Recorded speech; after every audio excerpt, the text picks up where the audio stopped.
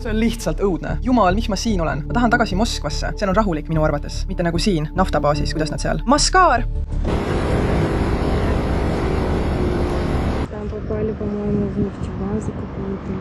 Okupeeritud Krimmis kehtestati täielik bensiinimüügi keeld. Nüüd ei saa kütust osta isegi talongide eest. Põhjus on lihtne ja Ukraina hoiatas selle eest. Ukraina relvajõud lõid üleveo ja sadamate pihta, kuhu see bensiin Venemaalt toodi. Sellest teatas ametlikult venelaste poolt määratud niinimetatud Krimmi juht Sergei Aksionov. Ta lisas, et Kertsi ülevedu enam ei toimi. Ukraina relvajõud lõid ühenduste pihta, mõlemal poolt Krimmi silda. Ja vihjati, et täna tehti selle silla suhtes vaid luuret.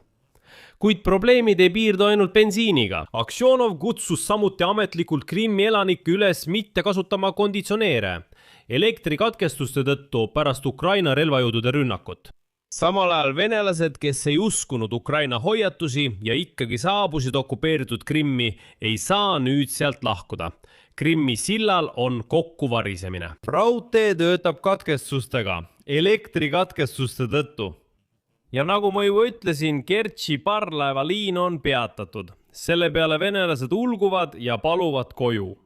Samal ajal Ukraina relvajõudude droonisüsteemide vägede ülem Madžar näitas värsket valikut löökidest Vene kütuseveokitele, samuti värskeid kaadreid löökidest sildadele, mis ühendavad Krimmi Ukraina lõunaga. Ja see kõik näitab, et Ukraina relvajõudude löögid ei ole lihtsalt üksikud rünnakud. See on selge ja järjekindel strateegia Krimmi blokaadiks ja isoleerimiseks. Samal ajal haarab kütusekriis kogu Venemaa täielikult. Täna näiteks Tveri oblastis kehtestati ametlikul tasandil bensiinimüügi piirangud. Teistes Venemaa Föderatsiooni piirkondades on bensiini hind lausa taevasse tõusnud, aga isegi kogu raha eest. Maailmas ei saa sa palju bensiini osta. Ja lisaks sellele esitas täna Volodõmõr Zelenski ka uut drooni Firepoint, mille tabamiskaugus on 3000 kilomeetrit. Ja eile, 20. juunil, jõudsid need droonid Venemaa Tšumeni ja sinnal muideks 2000 kilomeetrit ja see pole veel piir. See on karm.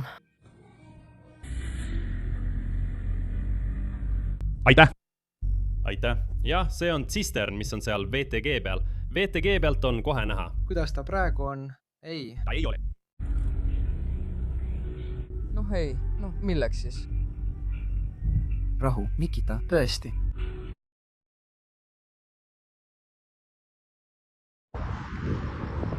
Там попали, по-моему, в нефтебазу какую-то или что, просто всю ночь.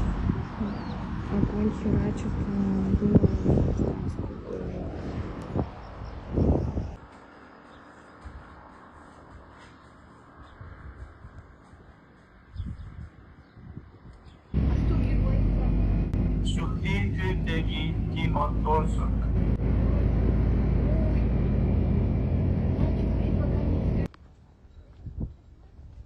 Me ei vihja millelegi, aga täna öösel nägime me Krimmi silda lähedalt ja erinevatest nurkadest. Selline teade ilmus täna hommikul Ukraina relvajõudude, droonisüsteemide jõudude kontol.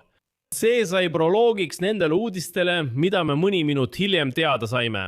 Krimm on üha lähemal täielikule isolatsioonile. Vastu pühapäeva 21. juunit kõlas mitmes ajutiselt okupeeritud Krimmi piirkonnas plahvatuste seeria. Plahvatuste helisid ja Vene okupantide õhutõrjetööd oli kuulda mitmes poolsaare suuremas linnas ja piirkonnas. Eriti teatasid õhutõrjetööst Kertši, Pahitšaraži, Sevastopoli, Simferopoli ning Nižnegorski, Krasnogvardeiski ja Krasnoperekopski piirkonna elanikud. Hommikul olid okupandid sunnitud kiiresti surdama liikluse Kertsi sillal, mis tõttu tekkis sinna tohutu järjekord. Ja Venemaa meedia andmetel kogunes järjekorda üle 700 auto. õhutõrje plahvatuste helid.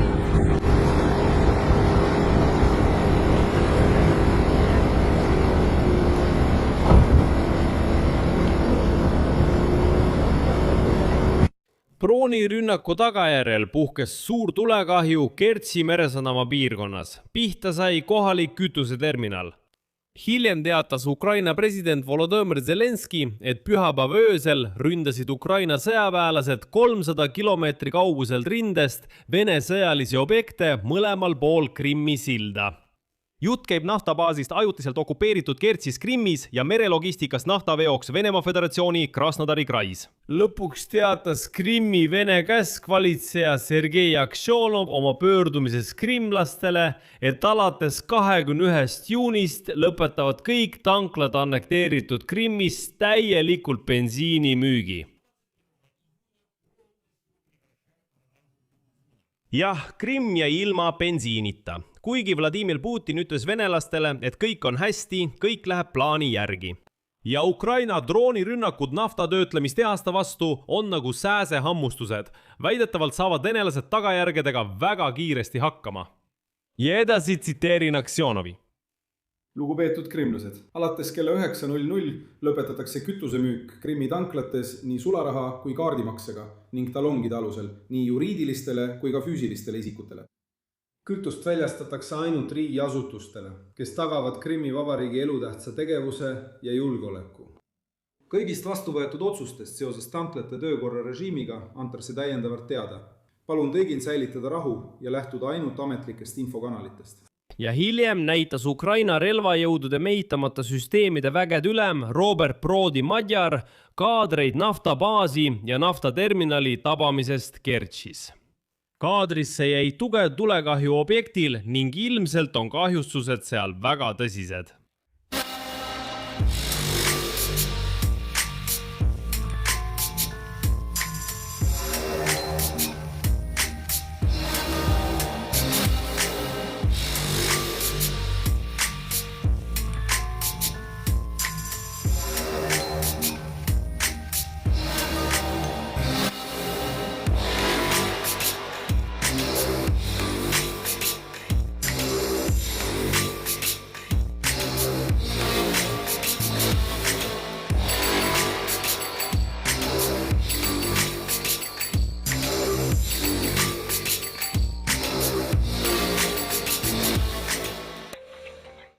Hiljem ilmus veelgi rohkem üksikasju.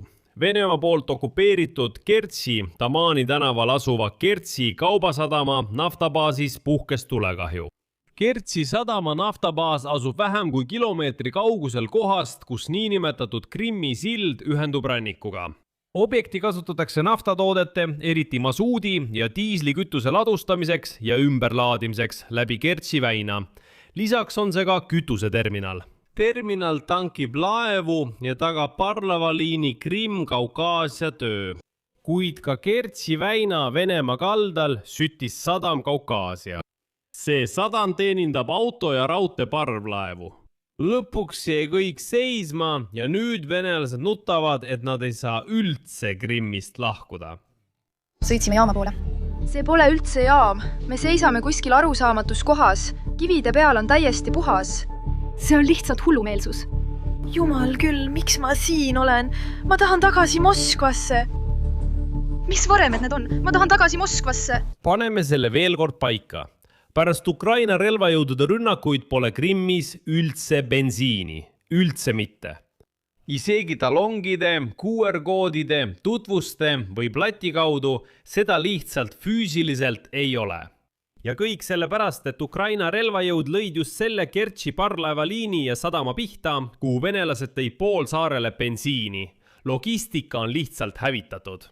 Lõpuks teatasid Vene võimud Kertši parvlaevaliini sulgemisest. Krasnodari krai operatiivstaab tuletas meelde, et raskeveokitel on keelatud sõita Krimmi sillal ja soovitas Venemaa selliste sõidukite juhtidel kasutada maanteed R280.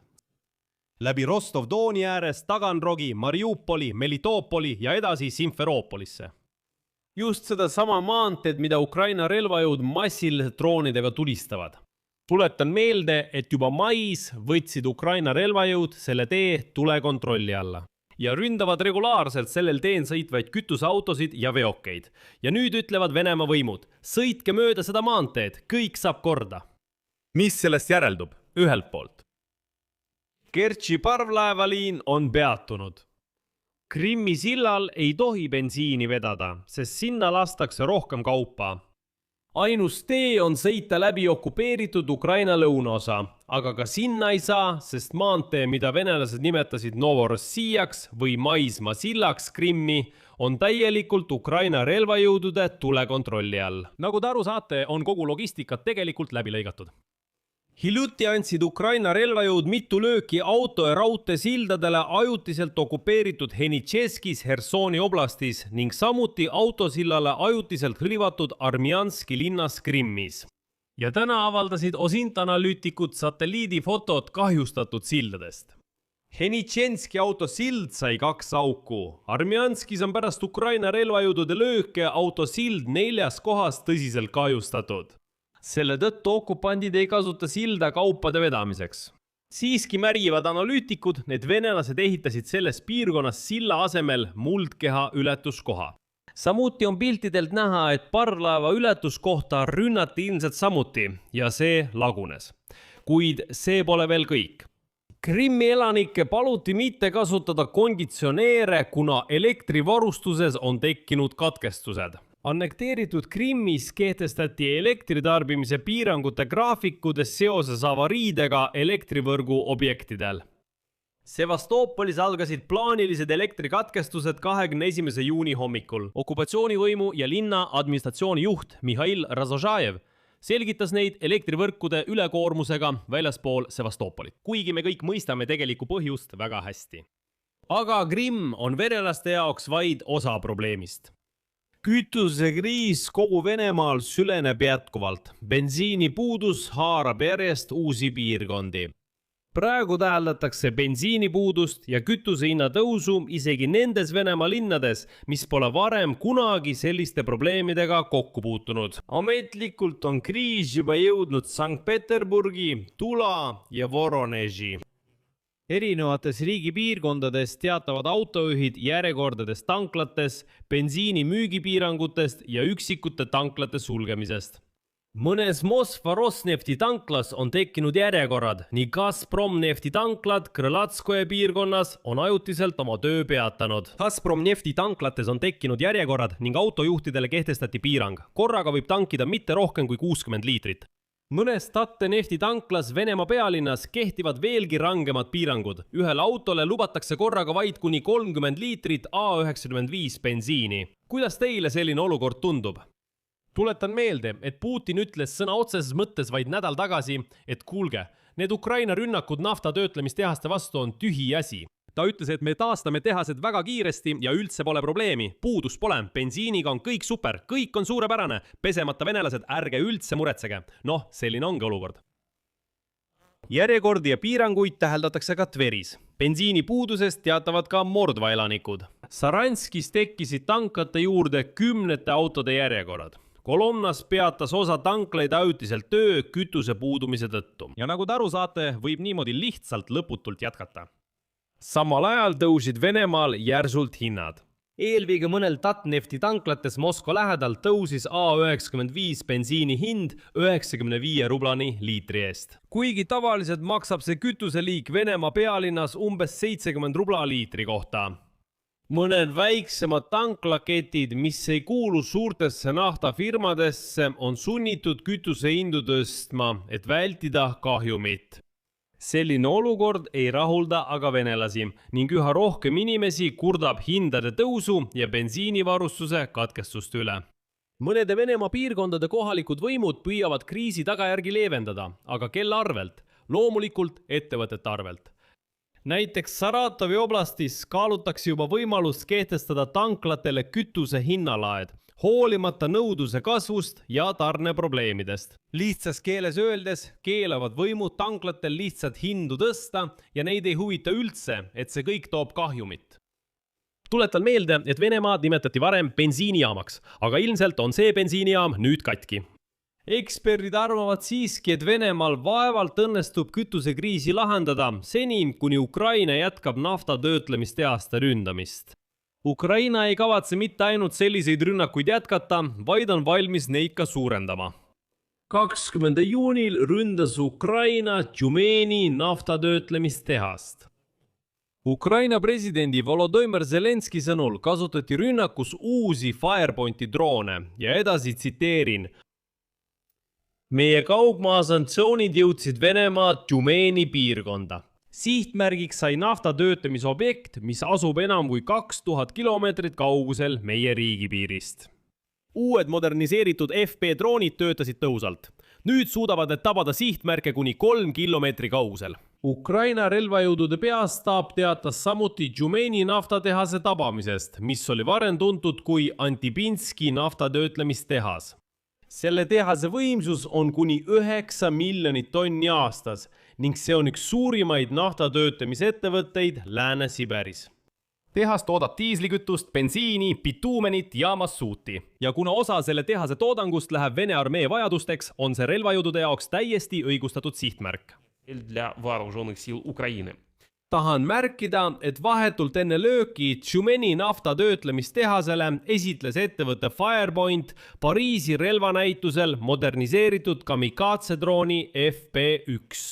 Kas mäletate neid kaadreid, kui Moskva põles paar päeva tagasi? Ja ettevõtte Firepoint näitas Pariisi näitusel otse ülekandes põleva Moskva pilti ja ütles, siin on uus droon ja siin on esimesed tagajärjed droonide kasutamisest Moskva vastu. See oli super reklaam, sisuliselt reklaam reaalajas, kuidas see relvastus töötab. Ja nüüd teatas ettevõtte Firepoint, et drooni lennuulatus suurendati 1650 kilomeetrilt 2700 kilomeetrini tänu uuele tiivale paigaldatud lisakütuse paagile. Ja nüüd suudab see tabada sihtmärke Lääne-Siberis. Ja 20. juunil kinnitas ettevõtte seda juba ametlikult. Teate, siin on teatud iroonia. Tõde on selles, et kütusepaaki suurendati selleks, et hävitada kütuseobjekte Venemaal. Nii et sõbrad, kokkuvõtteks tahan öelda, et Krimmi isoleerimine ei ole ainus asi, mida Ukraina praegu teeb. Ukraina jätab venelased ka ilma bensiinita. Venelased, kes alati ütlesid, Euroopa külmub ilma Vene gaasita, Euroopa sureb välja ilma Vene naftata ja nii edasi ja nii edasi. Praegu on nad sattunud olukorda, kus Ukraina, mida nad tahtsid demilitariseerida, annab ülitugevaid lööke nende naftarajatistele ja nad ei saa selle vastu midagi teha. Nagu viimased sündmused näitasid, lendavad droonid isegi Moskva kohal ja Vene kohmakas õhutõrje ei suuda neid isegi alla lasta. Siia jätan 3 punkti. Kirjutage kindlasti oma arvamus ja järeldused selle saate kommentaaridesse. Tellige kanal, vajutage kellukesele ja ärge unustage panna meeldimist. Kui soovite selle YouTube'i kanali tööd toetada, saate seda teha ükskõik millise annetusega. Lingid ja andmed leiate selle video kirjeldusest. Siil on ka link suletud kogukonnale Pehi Insight, kus arutame eraldi teemasid, mis YouTube'i ei jõua. Seega minge kirjeldusse, liituge ja toetage seda kanalit. Olen tänulik igasuguse toetuse eest. Sellega on kõik, hoolitsege enda eest, kõike head.